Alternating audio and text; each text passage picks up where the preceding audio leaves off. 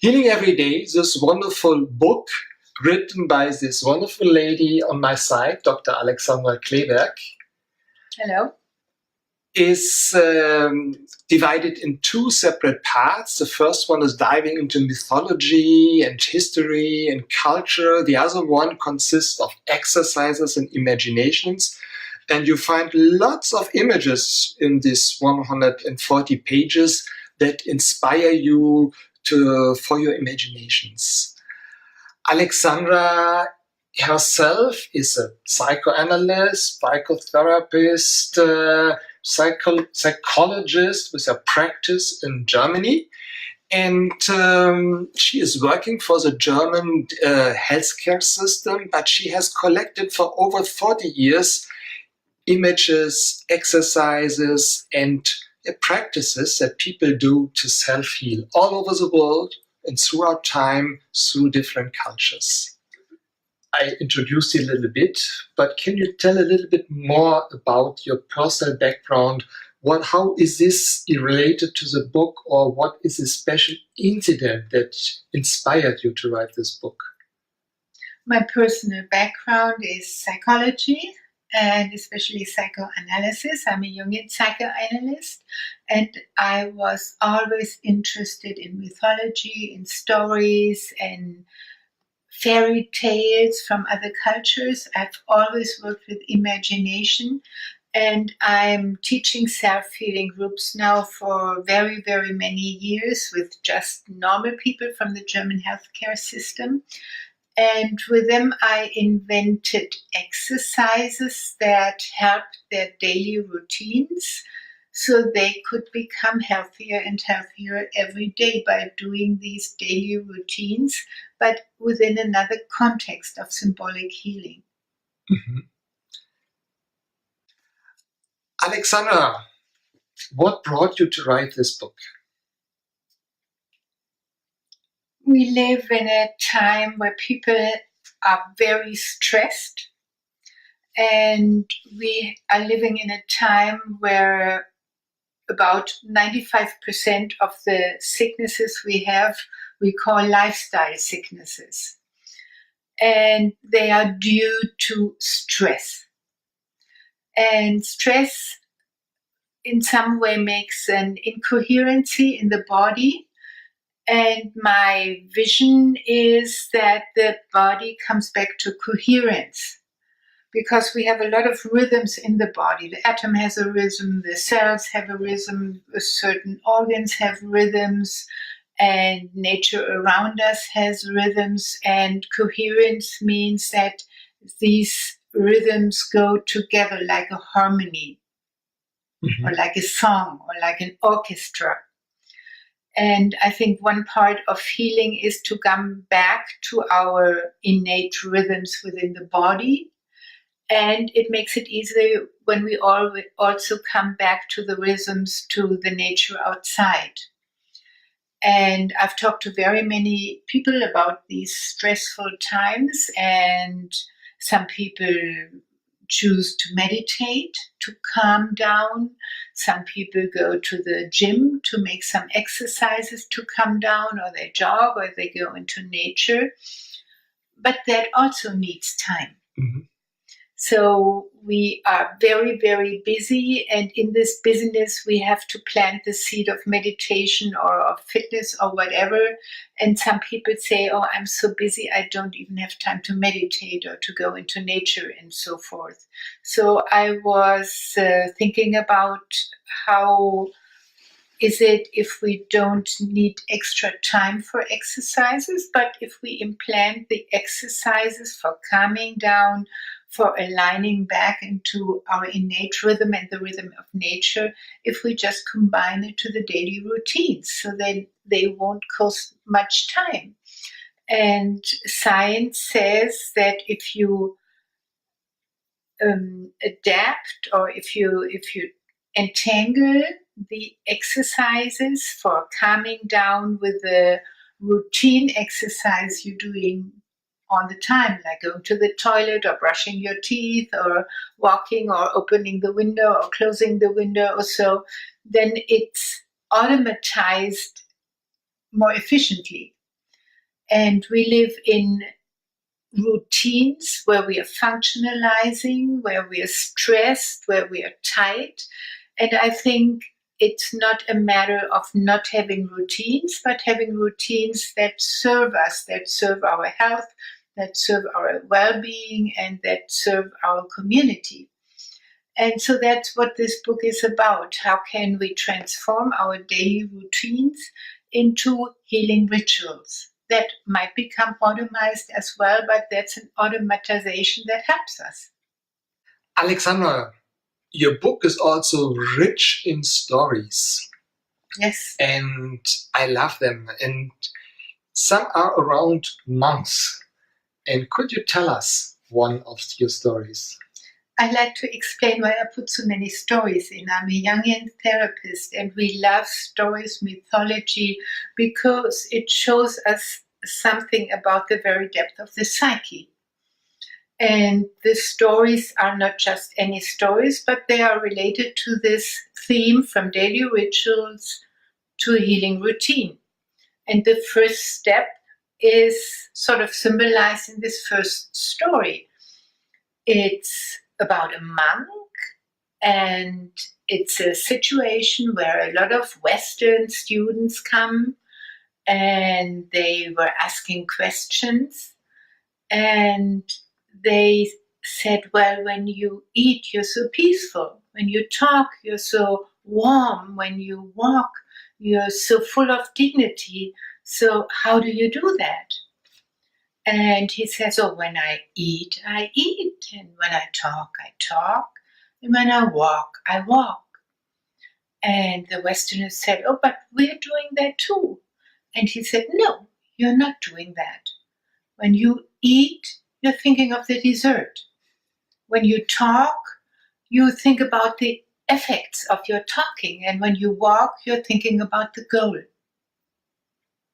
So the first step is really to do what you do and not to be something else with your mind. So that's a very important switch on the way to self-healing, to come out of your mind and out of the future or the past your mind is thinking about into the present moment. The present moment is the basis for all change.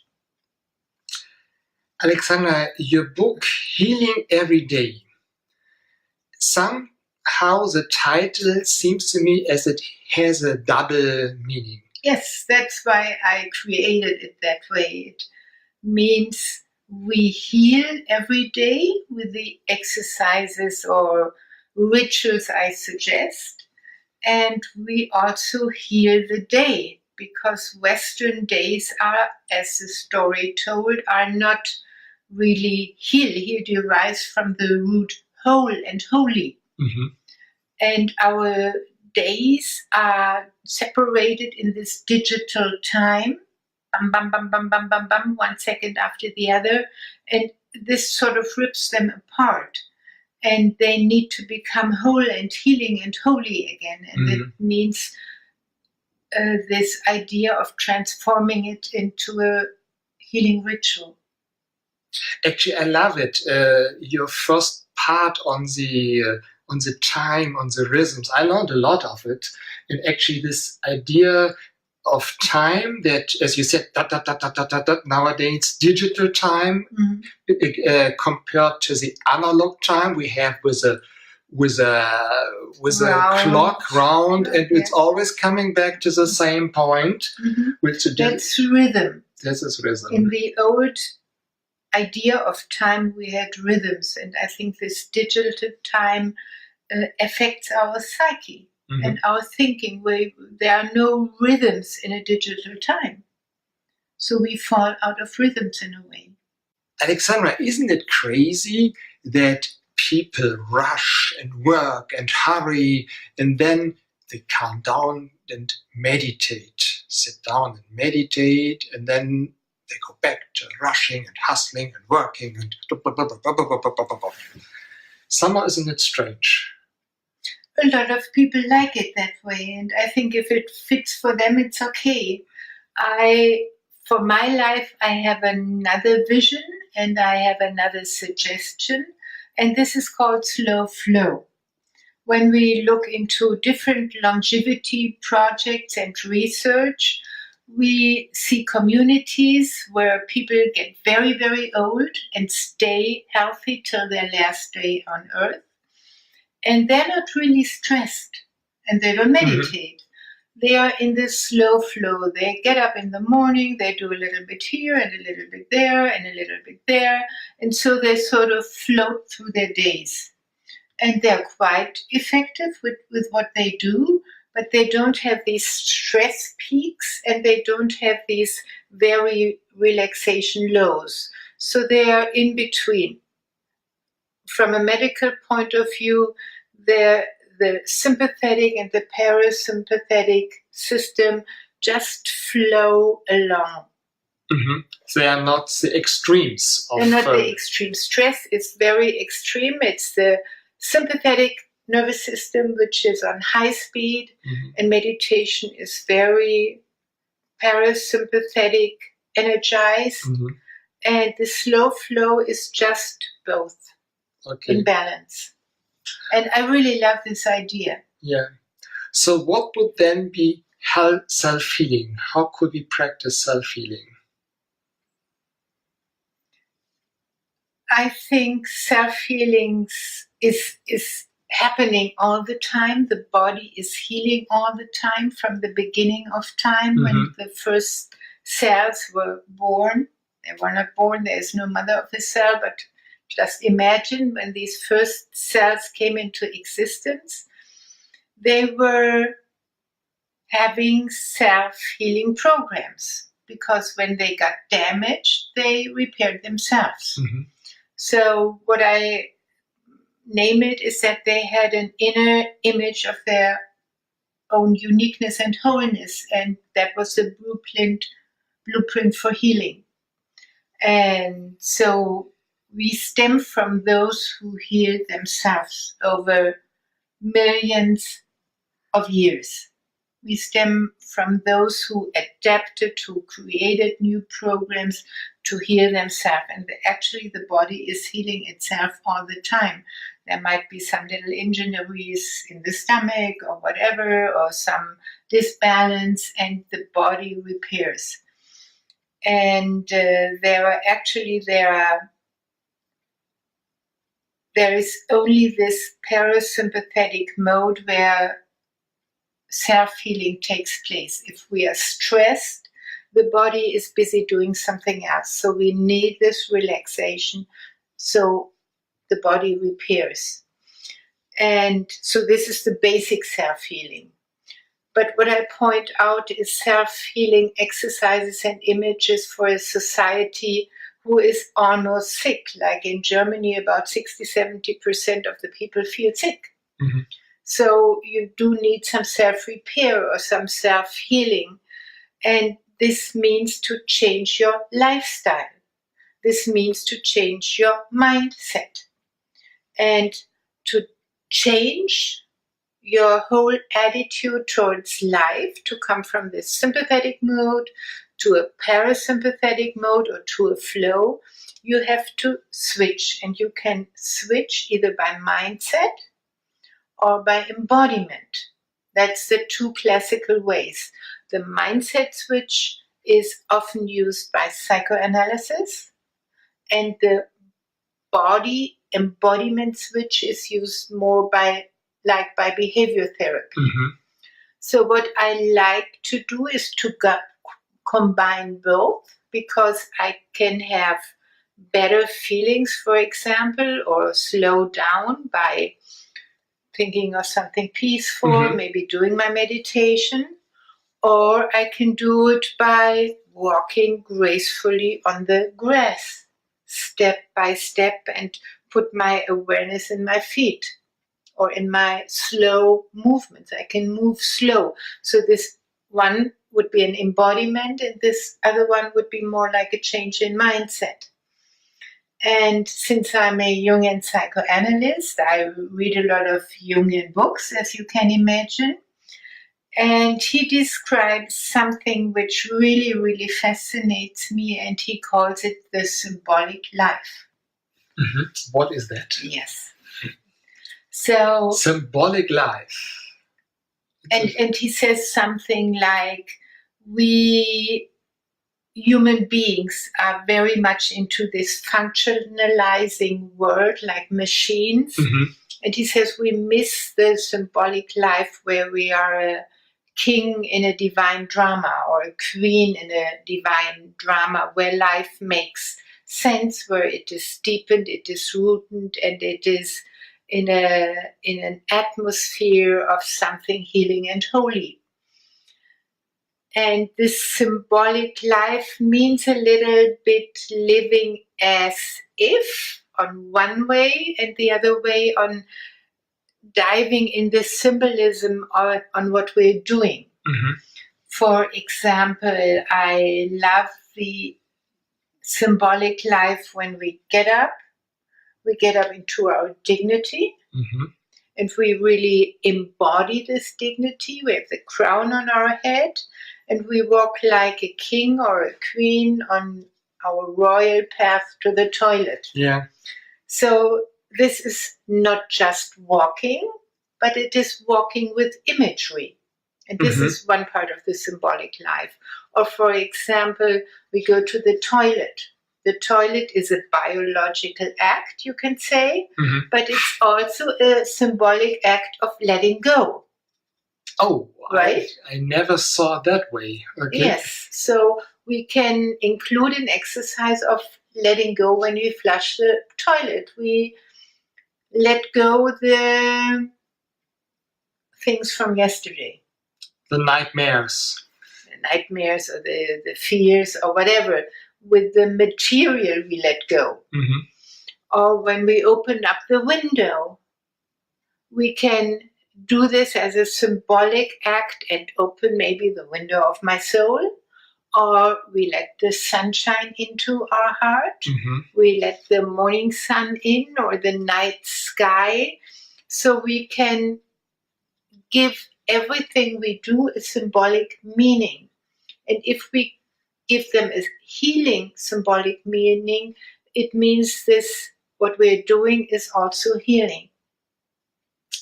Great, awesome.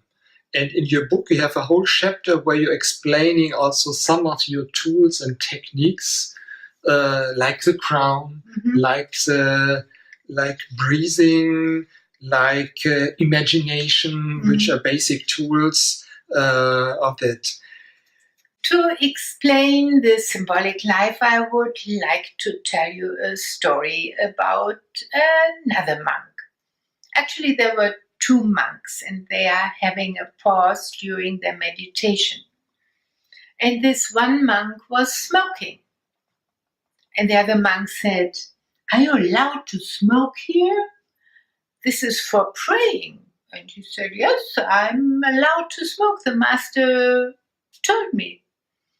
And this other monk said, "Oh, I don't believe that." And he went to the master and said, "May I smoke when I should be praying?" And the master said, "No, of course not."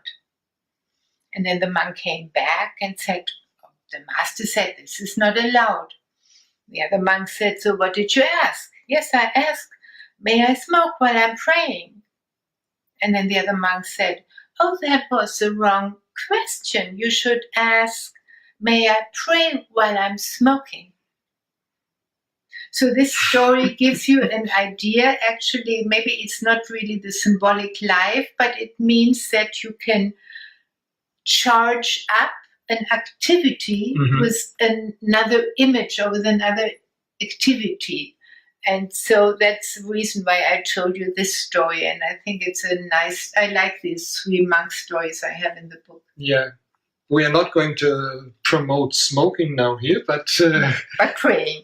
But praying is allowed always. Let's now come to your second part of your book, from your daily routine to the healing ritual.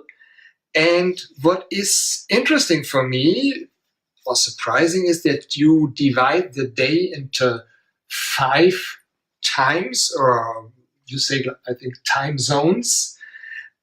From midnight to night. So why do you start with midnight? For me, actually, I would suppose I wake up in the morning. This is my first part of the day. I took these 5 time zones because they have different qualities. It's my thinking, Mm-hmm. and it's midnight, it's morning, it's noon, it's evening, and it's night. Mm-hmm. And midnight for me, it's when the old day passes and the new one is born. Mm-hmm. And for me, it's a time for decision, to put an intention into the new day. Like, I want it to be healthy, I want it to be healing, I want it to be the best day of my life or whatever. And to make this decision to your unconscious mind, because that's a time where you might be sleeping. Yes. And for me, it's nevertheless a time for decision. So What my do you want? unconsciousness is working at Yes. that time. What do you want to let go, and where do you want to go? Mm-hmm. So Right. there are exercises in this part that help you to decide Mm-hmm. or to strengthen your decision. Okay, and then in the morning, we would have these exercises like waking up and then going to the toilet. Or Yes, what is the you morning have- about?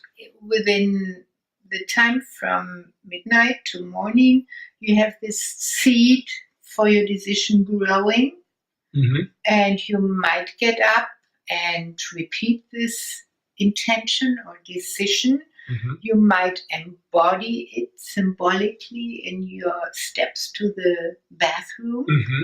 I decide for a happy, healthy, fulfilled life. So we embody it, because when we embody it, it's safer ingrained in our body Mm-hmm. than if we're just thinking it. So we might do this as a first exercise, and we might have the toilet exercise. We have a mirror exercise to say, I love you, you're wonderful, and so forth. There's a shower exercise, Mhm. how you cleanse yourself maybe from nightmares or from worries or fears. So this is the morning, is to get ready for the day. Great. And then at midday? At midday, symbolically, it's a time where there are no shades. Mm-hmm. Yes, the sun is up there, Yes, okay. ideally, and you really stand in the light of the sun. Okay. And symbolically, it means you have no shades. Jung talks a lot about the shadow sides of personality. Mm-hmm. So midday for me is a time for enlightenment. That you stand in the light, Mm-hmm. and you are enlightened. And there are exercises which enlightens your body, enlightens your cell, so they come back into coherence within and with the light outside. Mm-hmm. And then you continue your day, and then the Then evening you comes. continued your day. You have some little exercises in between, like look back, entangle the knots that might have been woven throughout the day. Mm-hmm. Maybe you even have to forgive or something. And well, then the next step would be, I suppose, the evening. The evening. There are some little exercises for in between, and the evening is to look back on this day. Mm-hmm. How did you decide? How did you get up? Maybe how did you get entangled in something that was not planned? Maybe you got hurt, or you hurt somebody, or you got aggressive or sad or whatever. So there might be some entanglement that have been tighter and tighter throughout the day. Mm-hmm. So in the evening, you have some exercises to let go of that, Mm-hmm. to let anger go, to let sadness go, to let fear go, but also to forgive. I think forgiveness is a very good exercise for every evening. Mm-hmm. Maybe even it's just small things. I looked unfriendly to my neighbor, or I said a stressful word to my child, or whatever, at least a little forgiveness exercises, so the night can come and you can really come back to your inner center and to calm down. The night exercises prepare you for a good night's sleep and to dive deep into the power of dreaming. When do I celebrate my successes? Which would be the right moment to do that during the day? In the evening or at night? I think you can do it whenever you feel a success. Okay. I have some people in my group, one makes like this every time she feels a success.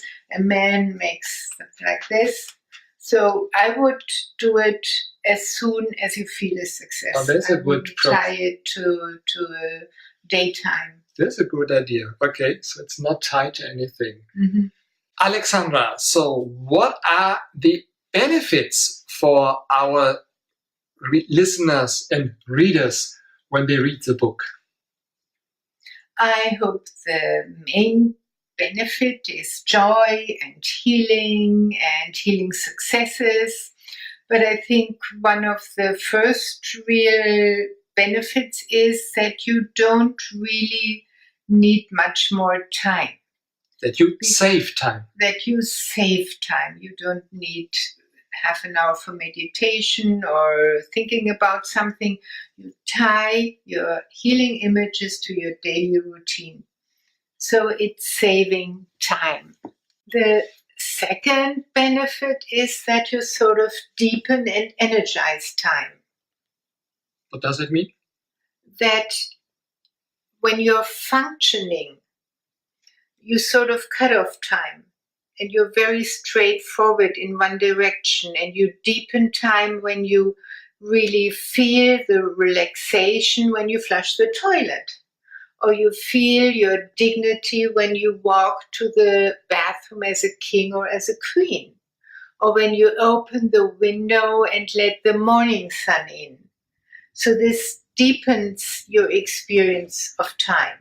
You smell it, you sense it, you feel it, you hear it, you taste it. It becomes a holistic experience. And functionalizing means I don't have this holistic experience. I'm goal-orientated, as I told you in the first story about the monks, and I don't find my home in time. Then you bounce back into rhythm. When you look at the universe, everything is in rhythms. Actually, it's rhythms and rhythms and rhythms and rhythms. And it works like a symphony at the best. So you bounce back into your own rhythms in your body and into the rhythms of nature. We have been cut off from the rhythms of nature by living in high houses, by having electric light, by eating food in a plastic can or so forth. So a little bit you bounce back into the rhythms of nature. And I really love the mythology about the rhythms of nature, and I told that in these stories about ancient stories and gods and goddesses. In the first chapter. Hopefully you come into slow flow, because what you do it with a presence and with a creative intention. So hopefully you flow and float through your day. Fifth, the benefit would be to heal. Obvious. To heal burnout symptoms, stress symptoms, to heal depression, to heal anger, to heal frustration and whatever, or to heal when you don't want somebody to forgive. So there are a lot of healing energies in these images. The sixth is you gain time. When I float through my day, ideally, I have the feeling that time stretches out, and sometimes it's 1 o'clock, 2 o'clock, and say, oh, I've done everything I wanted to do, and I have time now to sit in the sun or something like that. So ideally, you have more free time. This is amazing. Yes. You save time and you even gain time. Yes, I think you do it. And you have a deep fulfillment and a home in time. Wonderful, beautiful. Thank you, Alexandra. Dear Alexandra, what would be then the quintessence of your book? I think your last chapter, it's called One More Time. It's a lot of the titles of the chapters are songs about time, and One More Time is also a song. So I think the quintessence is actually those benefits, and it's really to come from a stressful life in a slow flow, to come from a routine into a ritual. And this is a perfectly different quality. You come from tightness and narrowness and stress to depth and wideness and meaning and sense, and you come back into the slow flow. And there is the last story about the monk. And the monk asks those Westerners, those students, well, when does the day begin? And one said, oh, the day begins when I can distinguish a dog from a sheep.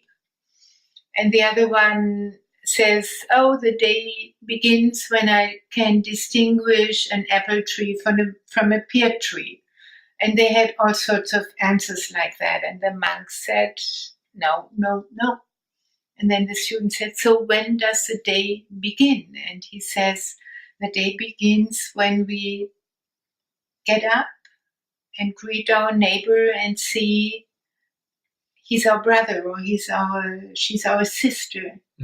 Until we don't realize the love there is still night within us. Wonderful, beautiful. So this is my vision, that when we come back, bounce back into our innate rhythms and the peace within, and we come back into rhythm with the nature that surrounds us, and the rhythms of time. The whole universe is rhythms and rhythms and rhythms and rhythms, and to become like an orchestra, and we are sort of like one note or one tone. Universe means one song. So we are one song. Yes, so beautiful. We are one song. And the vision is that then we have a more peaceful earth. When everybody is back into his rhythm, within nature's rhythm, within cosmic rhythms, then we can sing our song, Universe. And what is your vision for why do you write this book? It's to inspire people to find back into their own nature, to find back into rhythms with themselves, with their partners, with their families, with their communities, with their nature, and to find this slow flow, because I think we will have a peaceful world when everybody is satisfied, is fulfilled, with time, with space, with meaning, with sense, and with all these images that help us to grow and to heal. Beautiful. And what I also love is that you try to get this actually also to children, to bring these ideas also to children, into kindergartens, into schools. And for this, you're also writing children's book. We are not doing a children's book tour, but I wanted to show you this wonderful book, You Are Extraordinary. It's a read-together book that Alexandra has written.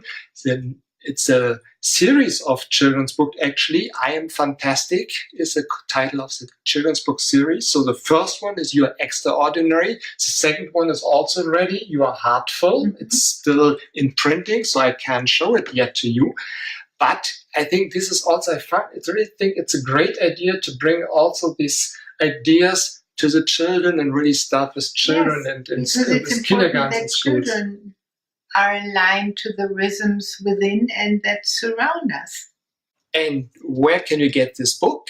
check out on Amazon, on Barnes & Nobles, in your bookstore, so anywhere, Healing Every Day, Dr. Alexandra Kleeberg. It's published by Balboa Press. Just check it out, you find it. And if you want to get a digital copy for free, send us an email to info@evisionpublishing.com with the tag Virtual Book Tour. And we will give some ebooks away for free. And so please send us a mail, and maybe you're one of the winners of a free digital copy. Thank you very much for watching, and heal your day and heal every day. That's my best wishes to you. Open your heart and start.